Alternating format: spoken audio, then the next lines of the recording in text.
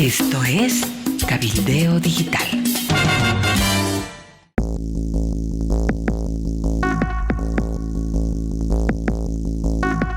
Hola Amalia, hola amigos del planeta. Estamos en miércoles 21 de febrero de 2024 con noticias de último momento, pero una muy grata para Cabildeo Digital, para este medio colega, amigo, compañero que nos acompaña en esta aventura periodística que se llama Último Momento. Amalia, ¿cómo estás? Cuéntanos de qué se trata esta grata sorpresa. Los saludo a todos con un gracias bien sentido, enorme. Es que en las últimas horas hemos recibido una placa de congratulación. Estamos buscando un espacio en el living para poder colgarla, ¿no? Una placa que nos envía YouTube con una carta muy bonita firmada por Neil Mohan a nombre de YouTube, que empieza diciendo: ¿te acuerdas de tu primer suscriptor? Tiene que ver con el logro de haber conseguido 100,000 suscriptores para el canal YouTube de Cabildeo Digital, que es el canal a través del que nos están viendo, Cacho. Entonces, conseguir 100,000 suscriptores es un hito y tan importante que YouTube te manda, ¿no?, a través del correo, te manda una placa conmemorativa de este hecho, y a mí me parece esto emocionante. Y la carta dice: ¿te acuerdas de tu primer suscriptor? Y dice: bueno, este es un esfuerzo, sigue intentando, sigue construyendo, nosotros vamos a estar esperando de tus logros y te vamos a dar un soporte, una ayuda a través del camino que recorran. Y tú conoces, tú te acuerdas cómo será llegar al suscriptor 1,000,000. Eso es casi imposible, ¿no? Un país como el nuestro. Dice: cuando esto ocurra, pues te vamos a volver a escribir y te vamos a volver a recordar este momento cuando tú llegaste a el suscriptor número 100,000. Creo que es algo lindo, Cachito, es un respaldarazo, es una palmadita en la espalda del esfuerzo que hace el equipo de Cabildeo para haber llegado a este hito. Así es, Amalia. Es una suerte de premio, es una especie de galardón al prestigio, a la constancia, a la credibilidad, al esfuerzo diario, al acompañamiento, porque lo que hacemos también es acompañar a la gente diariamente, y al mérito de una persona que ambos queremos entrañablemente, tú más que yo, por supuesto, que es Manuel Barrios, nuestro director. Así que un abrazo sentido para él, es un mérito especialísimo de Manuel, así que va nuestra felicitación. Y este premio, Amalia, llega en una fecha importante para los bolivianos. Estamos en 21F, 8 años después de que Bolivia le dijo no a la reelección de Evo Morales y de Álvaro García Linera, que en 2016 intentaron lanzar un referéndum constitucional y que la gente les diga: pueden quedarse una vez más en la presidencia y cuantas veces más quieran ustedes. Bueno, el referéndum fue una suerte de bofetada a Morales y Álvaro García Linera. Déjame recordarte los resultados de ese referéndum. Ganó el no con el 51,3% contra el sí, que obtuvo el 48,7% en el 2016. Han pasado 8 años y fíjate que ahora las interpretaciones vienen del propio masismo. Así que inicialmente te dejo con algunas impresiones tuyas para que luego conversemos sobre este tema, Amalia. Ese no fue contundente, porque además debió ser mayor, porque hubo fraude. Lo constatamos. ya sabíamos cómo se cambiaban las planillas, las actas, y a pesar de eso, el no fue contundente. Y ese no persiguió a Evo Morales durante muchos años, hasta que fue el principio de su huida, ¿no? Ese fue el principio de un golpe, de la resistencia de acatar las normas democráticas, la resistencia a acatar la Constitución. Otro camino y otro sendero tal vez exitoso hubiera emprendido Evo Morales si acataba ese resultado, no postulaba el 2019, pues estaba listo ahora, tal vez en esta elección hubiera sido nuevamente un presidente constitucional. Pero se fue escapando, se fue huyendo, se fue incendiando el país, se fue queriendo hacer cercos de hambruna a las ciudades, pero eso empezó ese 21 de febrero del 2016, hace 8 años. Era también la época en la que nosotros emprendíamos el camino de cabildeo digital. Arrancábamos ya con transmisiones en Facebook y en YouTube a través del Internet de manera experimental, y mira, ya han pasado 8 años. Y de esos 8 años han sido 8 años de lucha constante por mantener las normas democráticas, por mantener la separación de poderes, en fin, ha sido una lucha larga. Estamos recién emprendiendo esto, y si estábamos hace 8 años peleando en contra del prorroguismo del Ejecutivo, ahora estamos en contra del prorroguismo del Poder Judicial, que se ha consolidado, ¿no? Ha decretado, ¿no? Vía de facto me quedo, y se quedaron. Y la forma de sacarlo es a través de las elecciones judiciales, que no serán unas elecciones muy limpias, ni con candidatos realmente que merezcan que uno se saque el sombrero. Pero es un mecanismo, por lo menos, para reencauzar el país hacia la senda democrática. Amalia, hace 8 años, yo quiero recordarte y recordar a los amigos que esta pareja que ustedes ven cada día por las pantallas del canal de YouTube de Cabildeo Digital, que ha recibido este galardón, decidimos emprender una aventura los dos solitos, y nos abrazamos y dijimos, vamos por el no. Y fuimos a algunas ciudades, ¿te acuerdas, Amalia? Fuimos a Oruro a reunirnos con sectores campesinos. Aquí en La Paz, los dos solitos y nuestro cartelito del no, nos salíamos a la Plaza Venezuela, recorríamos algunos barrios de la ciudad y nos invitaban a algunos debates en algunas juntas vecinales, en algunos sectores también de las zonas de la ciudad de La Paz, de las universidades, ¿te acuerdas? Y nosotros nos poníamos a debatir cuáles eran los argumentos para el no.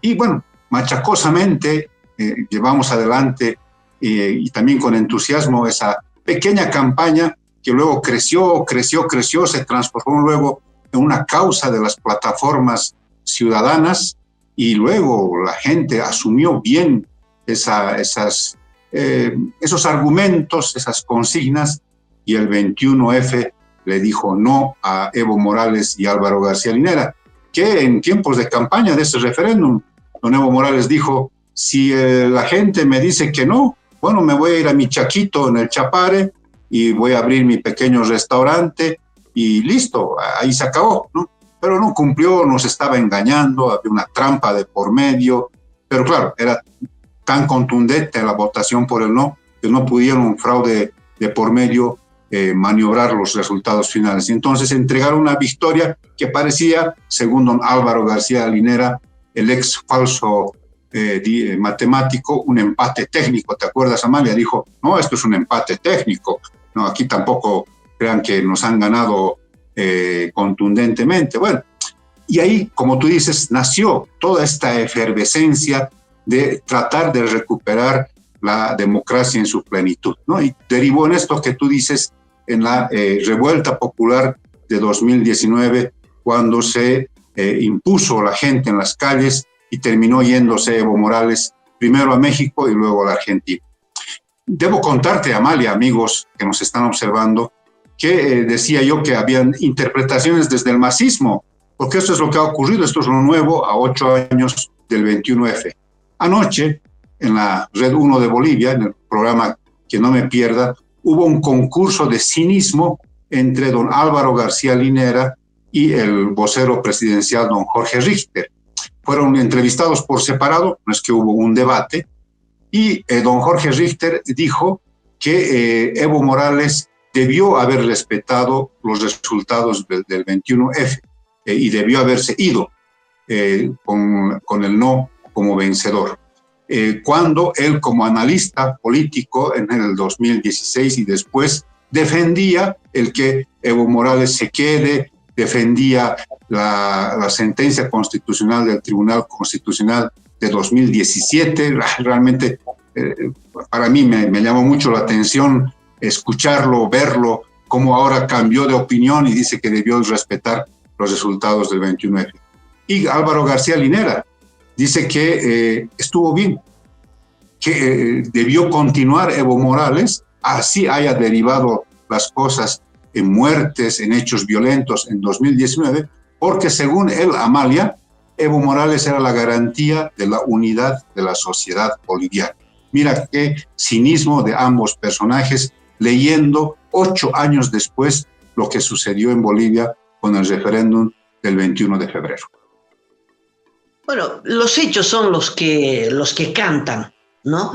Al margen de los deseos, porque Álvaro García Linera, qué deseo que tenía de quedarse para siempre, envejecer en la vicepresidencia, ¿no? Tuvo que rajar porque violaron la Constitución, ese fue el principio, y luego sometieron al Poder Judicial a su voluntad, porque ese Tribunal Constitucional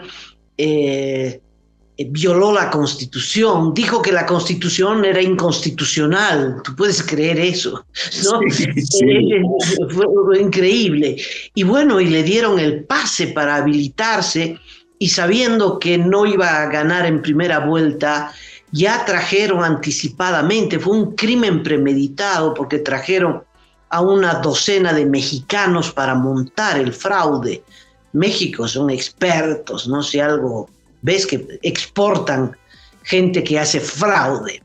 Y bueno, y hasta ahora, por otra vía, con otra intención, Arce continúa por el sendero del levismo, porque también ha sometido al Tribunal Constitucional para pues aferrarse al poder. Quisiera que el Tribunal Constitucional, el actual, los miembros actuales del Tribunal Constitucional se mantengan para descartar candidatos y abrirle el camino a la reelección. Eso es lo que está en curso, eso es lo que está en discusión.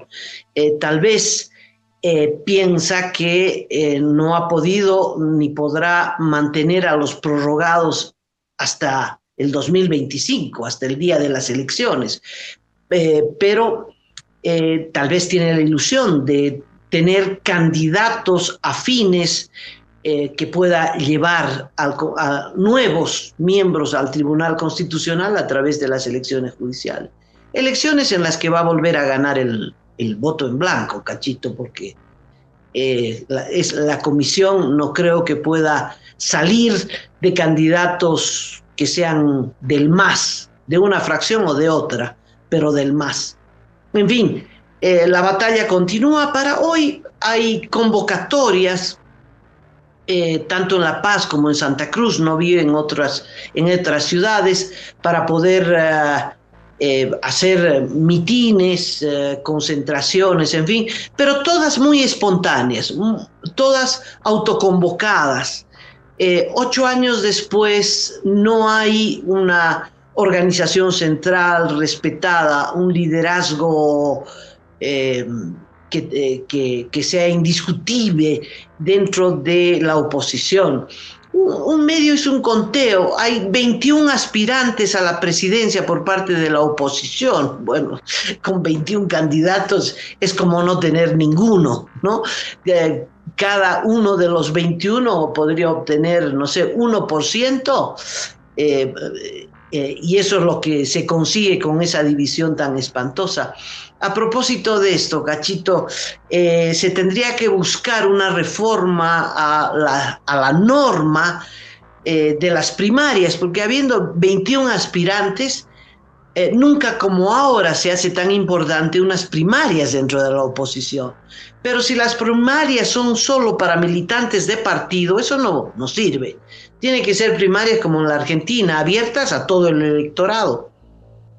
Todos los que quieren participar en las elecciones para elegir un candidato de la oposición, pues todos abiertas, no exclusivas para candidatos. Esto se había empezado a discutir dentro de Comunidad Ciudadana y dentro de Creemos. Ojalá puedan concretar un proyecto de reforma a este punto de las elecciones primarias. Dos apuntes, Amalia. El primero es que, ¿qué diferencia hay entre el 21F de 2016 y el 21F de 2024?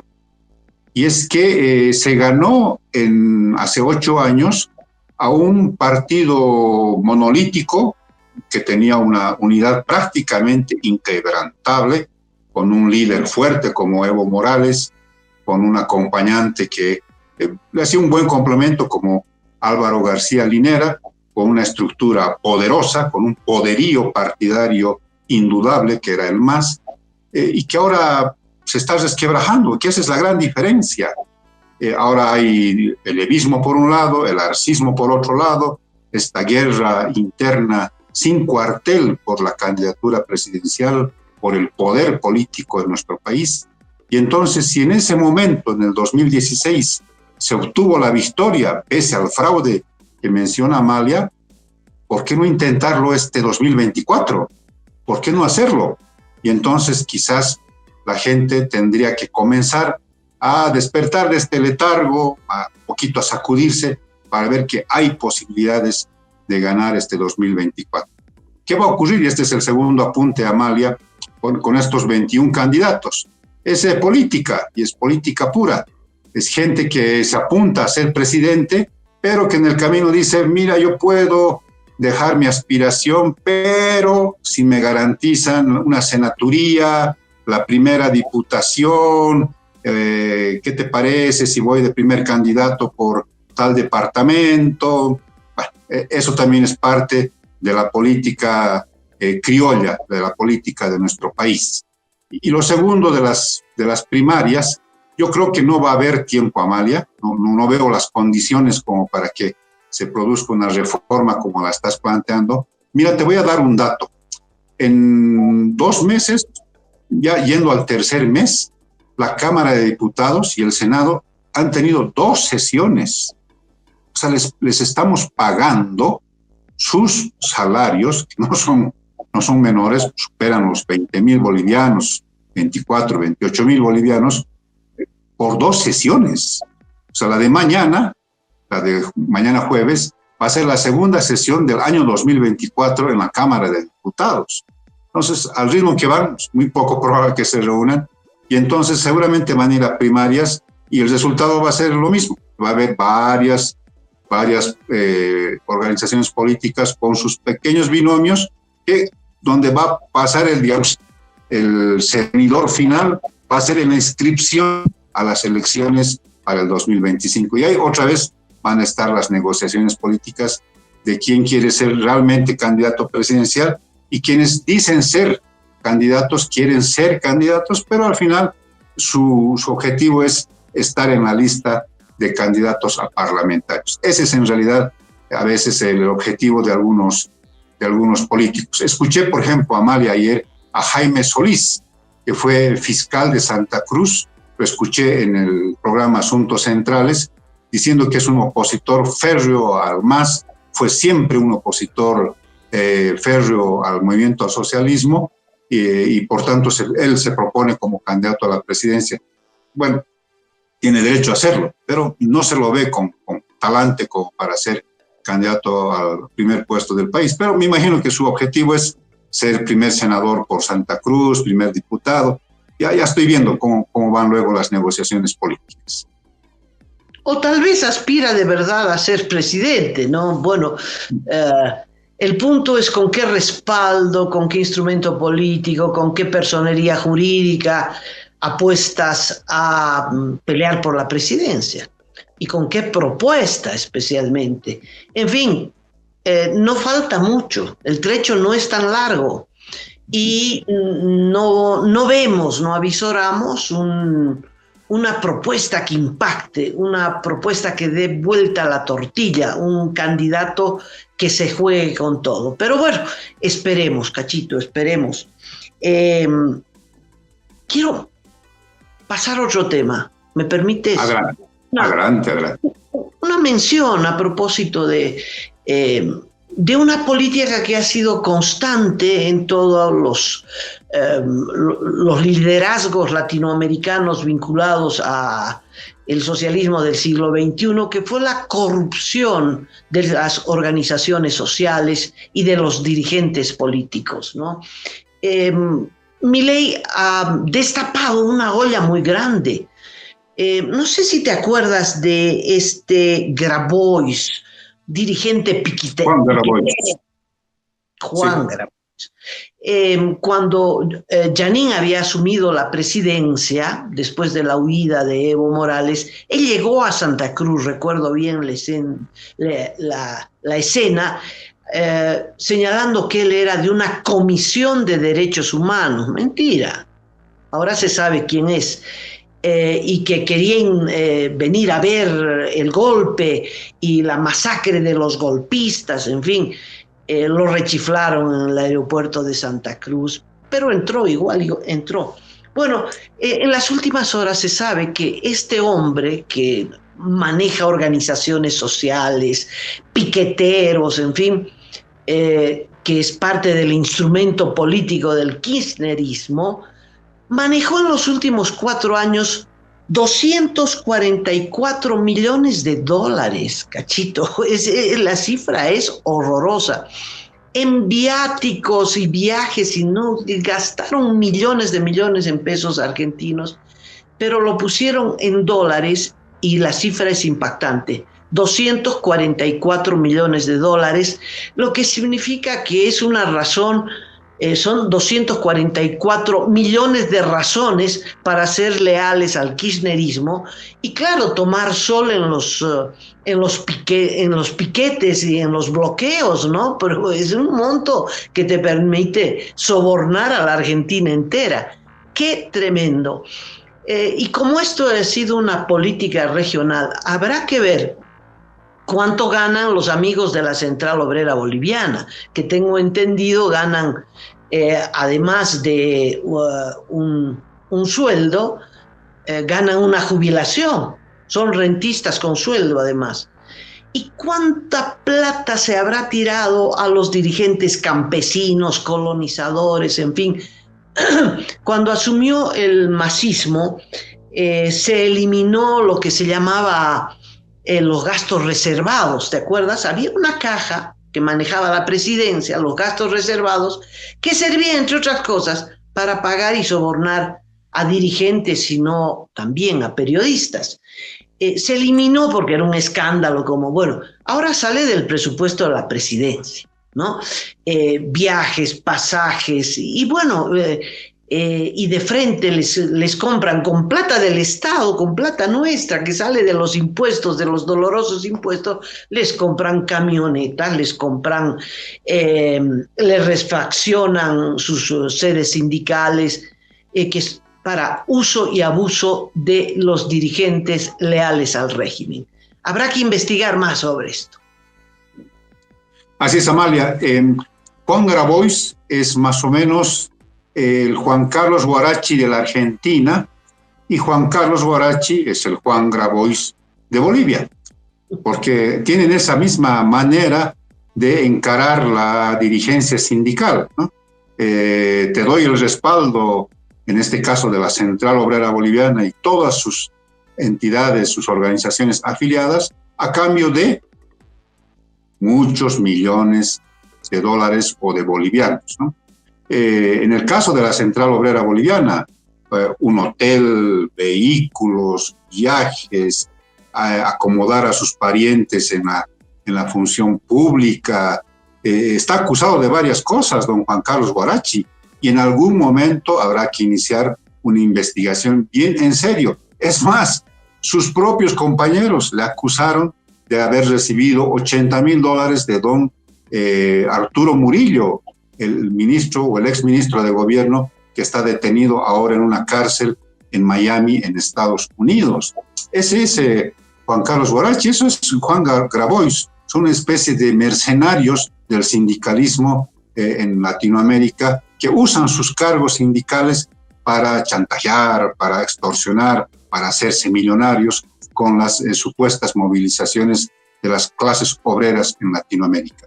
Y como tú dices, Amalia, sí, en algún momento habrá que iniciar una investigación seria sobre este tema, porque lo que ha hecho Amalia, amigos que nos observan, es desfigurar a la Central Obrera Boliviana.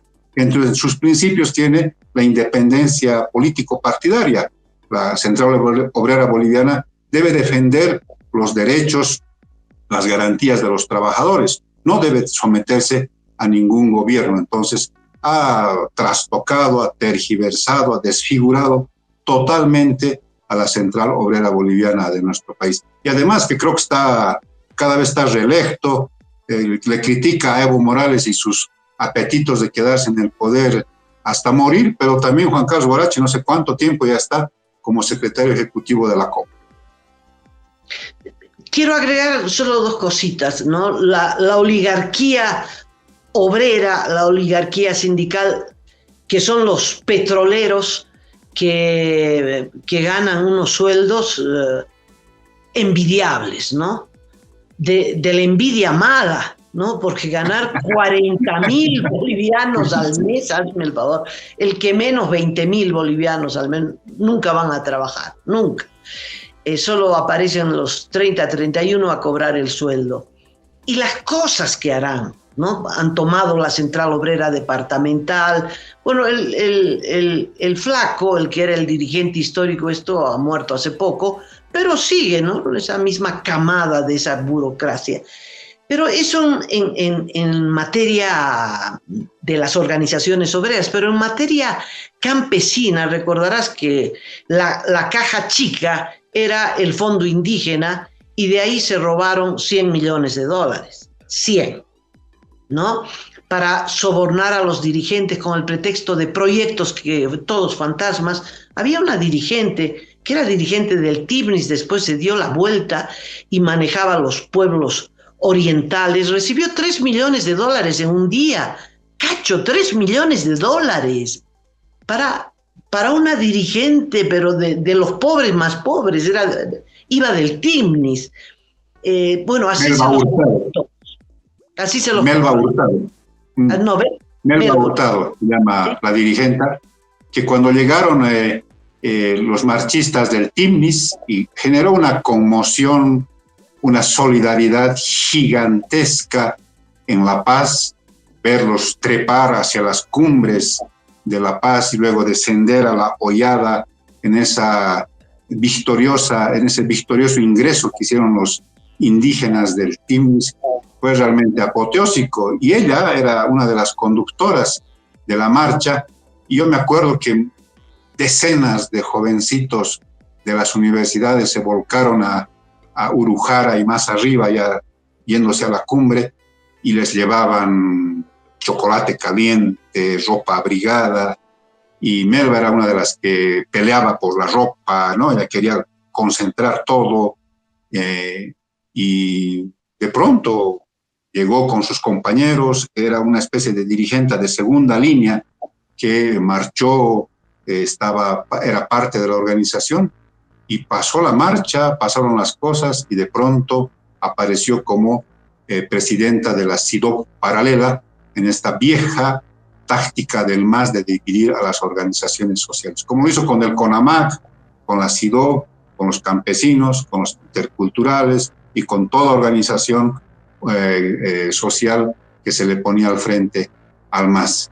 Y efectivamente, muchos dirigentes, Amalia, se volvieron millonarios, sus cuentas crecieron, pero estrepitosamente de un día al otro, y entonces y todo ese dinero salía del fondo indígena, denunciado por Marco Antonio Aramayo, si no estoy mal, que murió hace un tiempo atrás.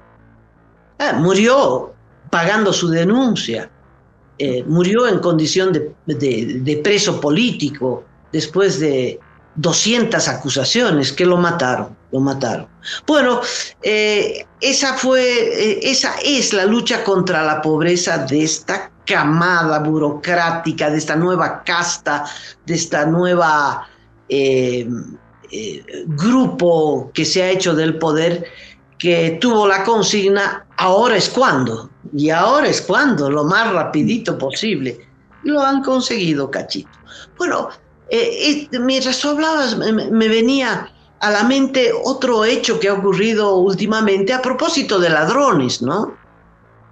Porque obviamente esta burocracia de la que hablamos, que ha recorrido el continente, se ha hecho robándole al pueblo boliviano. Bueno, pero hay otros robos más chicos.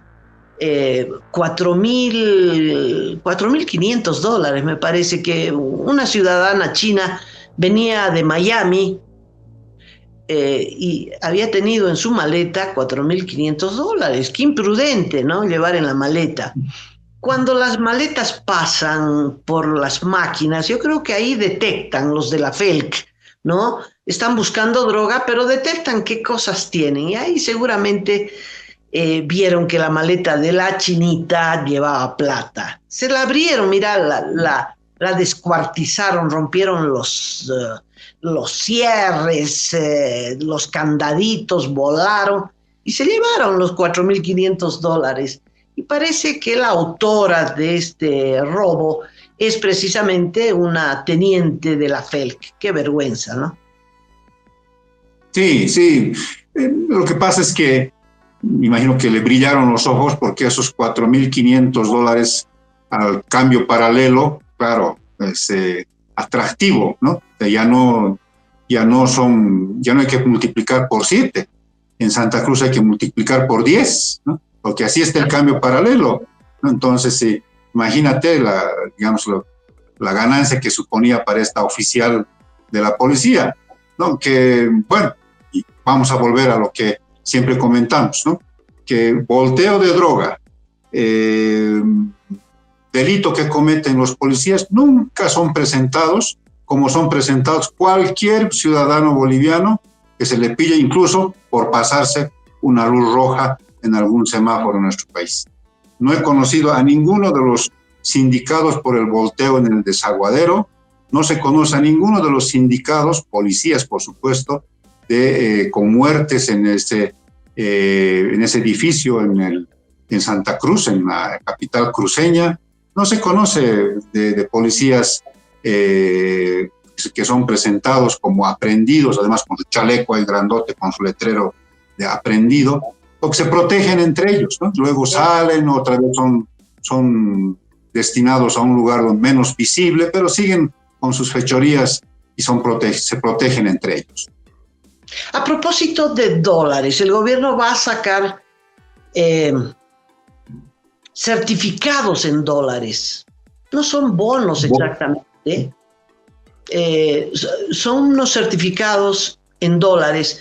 Hasta ahora la política del gobierno siempre fue sacar bonos y certificados, los que circulan dentro del país, en bolivianos, porque la política era la bolivianización de la economía, a contrapelo de la dolarización. Pero ahora que no hay dólares, parece que van a poner a la venta o en vez, cuando vayas a reclamar tu plata, tu depósito en dólares, señor, yo tengo $200, devuélvamelos, aquí tiene el papelito, un papelito en dólares, ¿no? Que posiblemente gane interés en dólares, pero un interés bajísimo, tal vez en dólares. Es una promesa. Tal vez la intención también es que la gente saque de los colchones sus ahorritos en dólares y vaya al banco y entregue en efectivo y le den a cambio un papelito. No sé si la gente pueda morder el anzuelo, ¿no? Bueno, es una política. Y la otra interesante es esta de bajar la comisión cuando tú mandas dólares al exterior. Si mandas $1,000 a tu hijo que está estudiando en la Argentina y le mandas $1,000, no vas a pagar comisión. Menos de $1,000 no paga comisión. Pero claro, si quieres mandar por algún motivo el pago de insumos, debes $20,000, también podrías mandar 20 envíos de $1,000 y no pagas la comisión. Y la comisión va a fluctuar entre 5 y 10%. Es que los bancos se avivaron, ¿no? Las comisiones serán muy altas. Esto parece muy bien. Pero el comentario de Luis Fernando Romero, economista de Tarija, del Colegio de Economistas, dice, todo está muy bien, pero nada de esto va a resolver la escasez de dólares en el país. Y me parece que tienes razón. Tienes razón. Sí, sí, Amalia. Luis Fernando Romero se ha vuelto en un acucioso analista económico. Efectivamente es presidente del Colegio de Economistas de Tarija. Es muy prolífico, escribe todo el tiempo, siempre está analizando la coyuntura económica. Sí, es nuestro columnista tanto de Cabildeo Digital como de Datapolis.bo, y él ha notado un aspecto bien interesante. Dice que vamos a desbolivianizar la economía del país con estas iniciativas. Y en el caso de los bonos en dólares, todavía no ha salido la reglamentación. La pasada jornada se han reunido las autoridades del Banco Central con representantes de la Asociación de Bancos, con la de Asoban, y están viendo los detalles, Amalia, amigos que nos observan, porque hay que ver primero el interés, ¿no?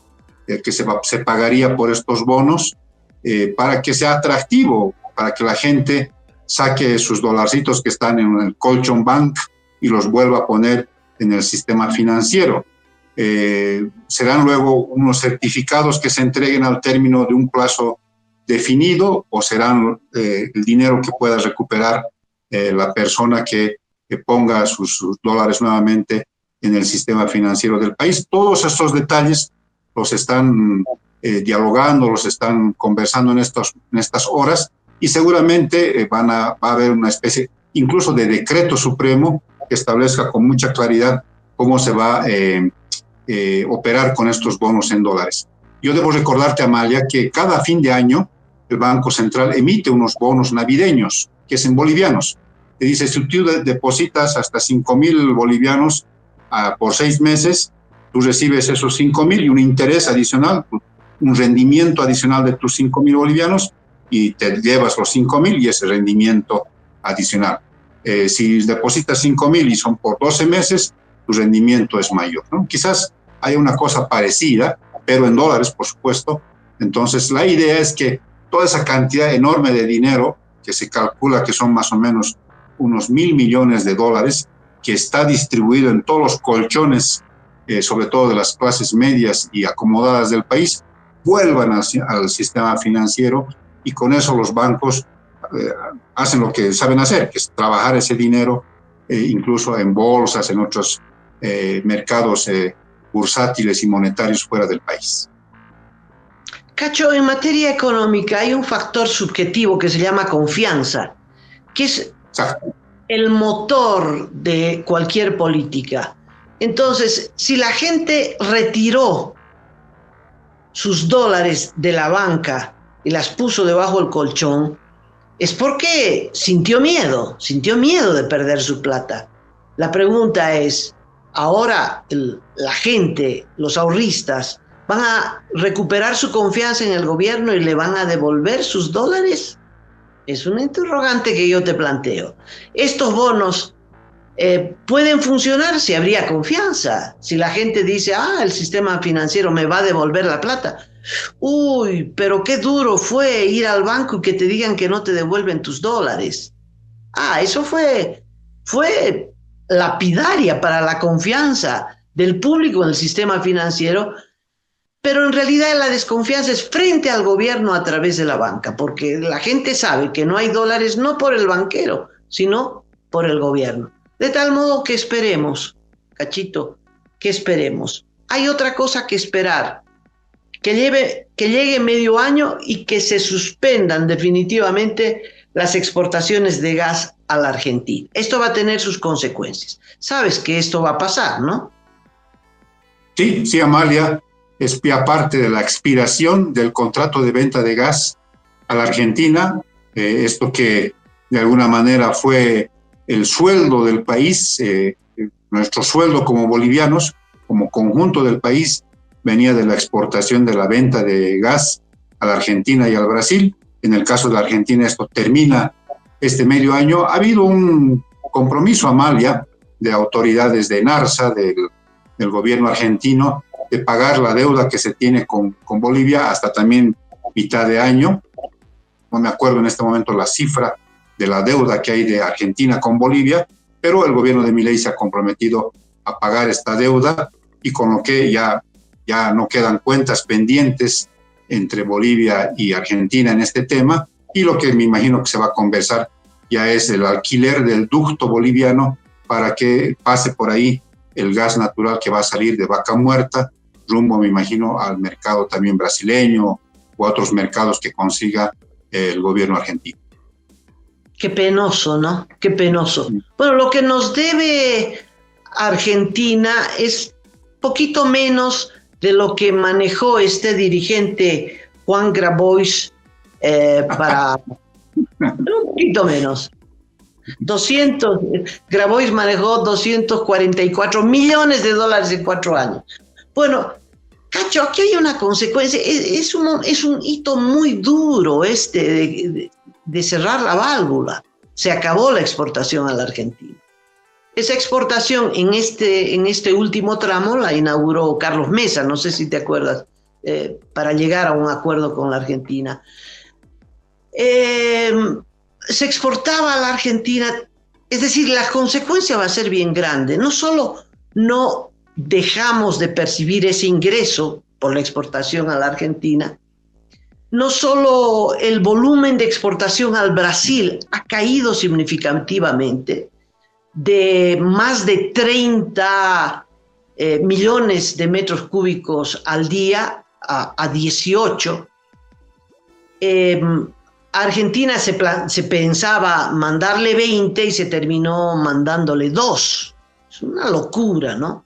Se acabó el gas, Cachito, se acabó el gas. Bueno, pero, ¿sabes? Te quiero mencionar esto que me parece importante. Sin tener una certificación de la reserva de gas, sin saber cuánto gas había en el país, el gobierno de Evo Morales gastó,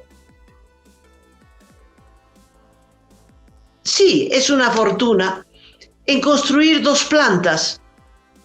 La planta de Entre Ríos, que lleva el nombre de Carlos Villegas, has tenido que oír, una planta de Entre Ríos. ¿Qué era esta planta de Entre Ríos?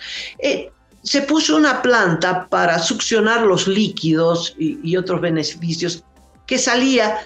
El gas que iba a la Argentina no solo llevaba gas natural, sino que era un gas enriquecido. Entonces había que quitarle esa riqueza para aprovecharla, entre otras cosas metano, y con metano se podía hacer varias cosas en la industria de los carburantes. Y entonces hicieron una planta, Cacho, una planta inmensa que costó $700 millones, que se iba a nutrir con el gas que salía a la Argentina. Ahora no va a salir ningún gas. Se va a poner un letrerito cerrado, porque el gas salía de la tubería de los campos bolivianos, entraba a esa planta. Carlos Villegas le sacaban los beneficios y luego el gas natural continuaba hacia la Argentina. Bueno, hicieron semejante inversión, parecía racional, parecía lógico, pero lo hicieron, como todas las cosas, le meteremos nomás, sin saber cuántos años iba a funcionar esa planta, es decir, para cuántos años quedaba la reserva de gas. No quisieron escuchar de que esa reserva de gas era limitada. No lo quieren escuchar ahora. Cuando vino el informe de la empresa que ha evaluado cuánta es la reserva de gas de Bolivia, no le gustó el resultado, han contratado a otra empresa a ver si les da un mejor resultado. Bueno, esta inversión se hizo el año 2015, tomó su tiempo montarla e hicieron esta gran planta para extracción de líquidos, se llama la planta, está en Yacuiba, la planta Carlos Villegas, que tendrá que ser clausurada. $700 millones, Cachito. parada, ¿no? Y al lado hicieron una planta también usando el gas natural para producir energía eléctrica. Hicieron la planta, esta otra planta tuvo un costo menor, pero igual de algunos miles, me parece que 250 millones de dólares. La idea era usar el gas para transformar en energía eléctrica y exportarla a la Argentina, ya que estaba en la frontera con la Argentina. Pero no le preguntaron a los argentinos si necesitaban la energía eléctrica, ¿no? Cuando la planta ya estaba lista, fueron a negociar y los argentinos dijeron, bueno, si quieres, puedes traer, pero el tendido eléctrico lo paga Bolivia.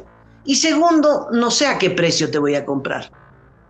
Si aquí está caro, te compro. Si ustedes piden un precio más alto, no te compro. O sea, sin compromiso, sin contrato. Hicieron otra planta de energía eléctrica que está ahí, que también de acá a poco le pondrán otro letrerito cerrado por falta de gas natural. Cachito, hemos tirado toda la plata del boom en estas locuras, además de los sobornos a los dirigentes sindicales, etcétera, etcétera, canchas de fútbol, etcétera, pero esos son peanuts, como dicen los gringos. Se tiraron en estas plantas. La loca idea de la industrialización del gas, el momento histórico, porque cada vez que se inauguraba cada una de estas plantas era un momento histórico, ¿no?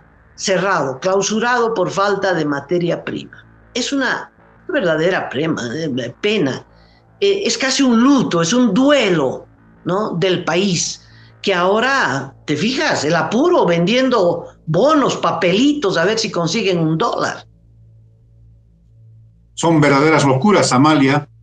Es la expresión más grave, pero al mismo tiempo la más descarnada del despilfarro de los recursos públicos en una época de bonanza en el país. No sé, es como si una persona comienza a tener mucho dinero por algún tipo de razones y lo que no hace es pensar en el futuro de los hijos, de la familia, y empieza a gastar y a gastar como loco sin darse cuenta de lo que está hipotecando en términos de futuro para su familia. Es lo que hizo Evo Morales, su gobierno, Álvaro García Linera. Gastaron como locos, pero además con temas de corrupción, porque no solamente era que gastaban la plata, sino que se metían ahí con sobreprecios, con plantas que valían en papeles una cosa, pero terminaban incrementando los presupuestos. Bueno, ¿para qué vamos a repetir estas historias del despilfarro acompañado de corrupción? Cuando hacías tú este recuento, Amalia, me venía a la mente una alerta que lanzó Álvaro Ríos, exministro de Hidrocarburos, y es que a este paso, en el año 2029, la alerta advierte de que probablemente estemos importando gas natural para las redes de gas domiciliario. Como van las cosas, dice él, cuidado, estemos viéndonos en la necesidad de importar para suministrar las redes de gas domiciliario. Y eso ya va a ser ya demasiado grave, porque ni siquiera tener para el aprovisionamiento del gas domiciliario, que está por todas partes, se ha hecho una gran cantidad de redes, entonces va a ser una complicación adicional a la falta, al término de la era del gas en nuestro país. Bueno, y para cerrar, y a propósito de diésel y esto, resulta que los chinos y los cooperativistas, los que contaminan los ríos y explotan ilegalmente el oro y no dejan ni un centavo ni un gramo para el pueblo boliviano, resulta que ahora quieren adjudicarse lotes de diésel, quieren participar en los remates de diésel, porque todo aquel que consume mucho diésel va a tener que ir a yacimientos y decir, bueno, quiero participar en este remate, que son remates, ¿quién da más? ¿Verdad? ¿Quién da más? Para que el precio suba, y va a subir por encima del precio internacional. Al final de cuentas es un reajuste de precios, pero a mí me parece indigno que los mineros ilegales, pues sí, ¿no?, sin legalizar su actividad, sin nada, sin ningún compromiso de reparación ambiental, vayan y participen en cosas legales como es un remate de diésel en el país. Y lo más grave, Amalia, es que lo van a hacer.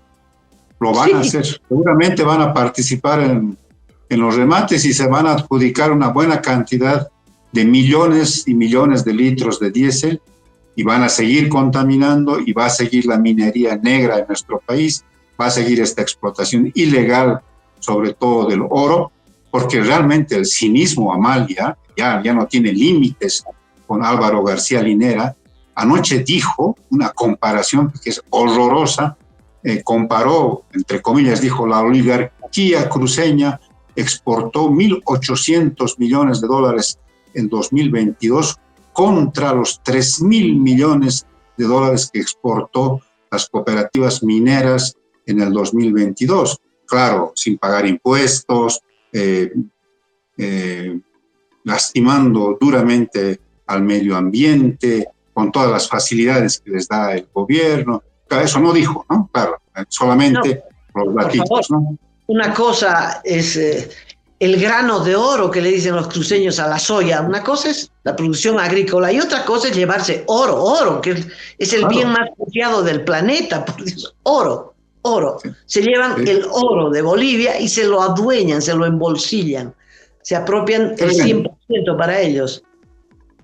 Bueno, volvemos y para finalizar, Amalia, otra vez el 21F, hay posibilidades, ojalá que la gente comience a despertar y a saber que hace 8 años sí se pudo vencer a una fuerza grande, poderosa, hegemónica en ese momento, pero estos dos loquitos empezaron esa campaña y finalmente el no ganó con un poquito más del 50% y Bolivia le dijo no a la reelección de Álvaro García Linera y de Evo Morales.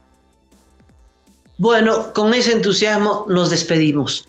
Cacho, ha sido un gusto compartir estos minutos contigo. Muchas gracias a todos. Muchas gracias a los suscriptores del canal YouTube de Cabildeo Digital.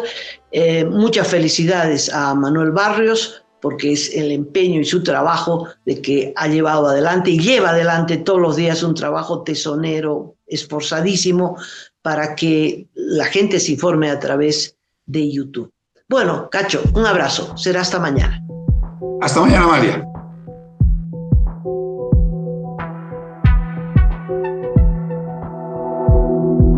Aporta a Cabildeo Digital y apoya al periodismo independiente.